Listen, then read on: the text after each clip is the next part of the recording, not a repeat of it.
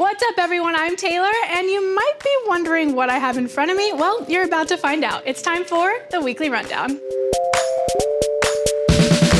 So everyone is entertaining in very close circles right now because, well, 2020. But as we prep for 2021, maybe you're trying to find the perfect cocktail, and maybe gin is your choice. Well, with me now is Jan and Marsh, who are the creators of Gray Whale Gin. And what I love most is that it's so California-based. Let's talk about it. Yeah, well, I'm happy to give you the 2 cents lowdown, but you can kind of see the Pacific Coast in our logo, and it's kind of easy to see it right there. Now, the beautiful gray whales, if you're familiar with them, they have their babies in a place called San Ignacio Bay down in the Baja Peninsula. They migrate to the Arctic and back. So we decided to make a gin that celebrates that beautiful journey by all of the botanicals that are listed on the front of the bottle.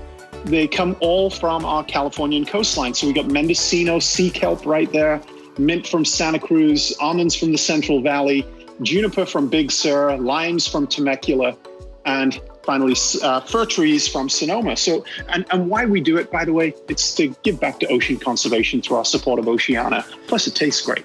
You know, the cool thing about gin, which a lot of people don't realize, gin is just vodka with some flavor. So, you know, anything that you thought you could have a vodka cocktail, try it with gin and it elevates it. Like even a Bloody Mary, it's actually called a red snapper when you use gin. But we've got a couple of fun cocktails we thought we'd make today. Maybe the Whale Hello there, the French 75, and I'm happy to get into it if you want us to just dive right in. Yeah, let's start with the French 75. I'm gonna prep some stuff because I'm gonna make the Oh Whale Hello there with them.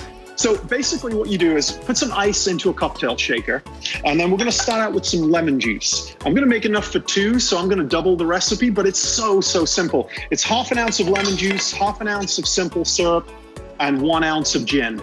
If you can remember that, half, 1. So we'll start out with half an ounce. I'm just gonna go a full ounce because I'm gonna pour 2. This is fresh squeezed lemon juice going directly into the cocktail shaker. Next is simple syrup. We're using Sonoma Simple. And then next, 1 ounce of Gray Whale, but we're gonna do 2 because we're making 2 cocktails. We're gonna do a nice seal on your cocktail shaker and just give it a vigorous shake for about 5 seconds.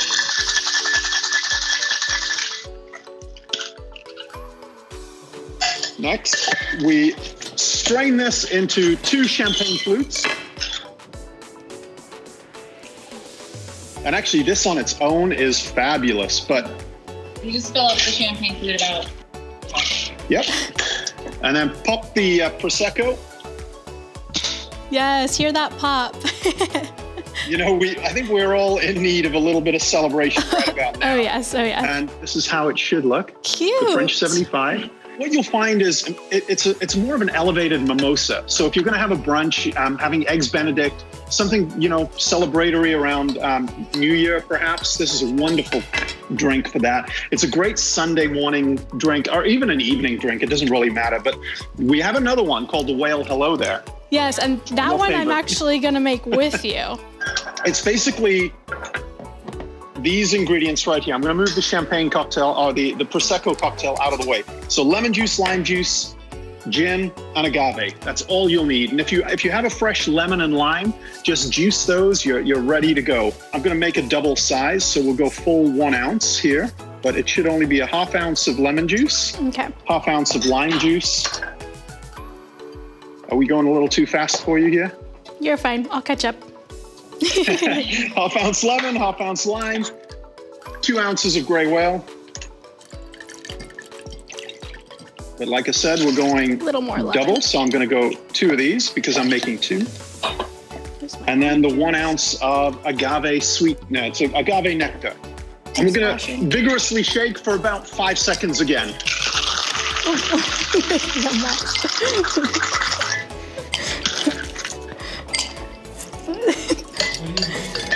And this, simply put, is poured over your ice. Oh, I forgot my agave. Like so. How much agave was it? Just half an ounce. Half an ounce. Well, I'm guessing on this, okay? I'm guessing on I'm using honey, by the way, so it was a good replacement.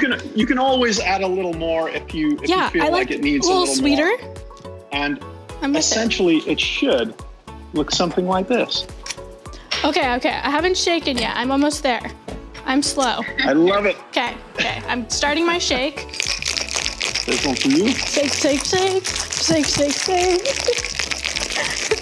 Okay. I mean, it looks pretty. Okay. Here's my pour. My pour is coming.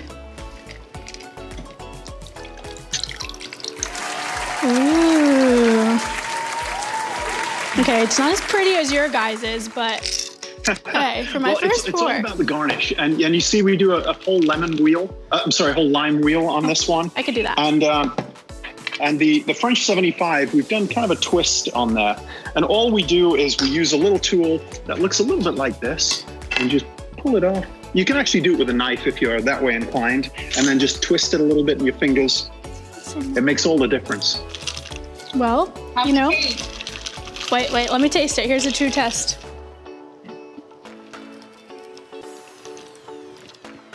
Wow, I really like it. When you look at all spirits and why we picked gin, simply put, we were a big fan of gin, as Jan said, but also gin, you can actually pick out botanicals from the entire coastline. Really make it your own. That was one way for us to be able to really, say, we love you, California. And that's, by choosing botanicals from all over our beautiful state. Yeah, and I have to tell you guys, I'm sure you guys get this so often, but this bottle is just so gorgeous. It's just so appealing. I was telling my coworkers once it's gone, it's gonna be a flower vase somewhere. So. Oh, I love it. Well, you know what we do?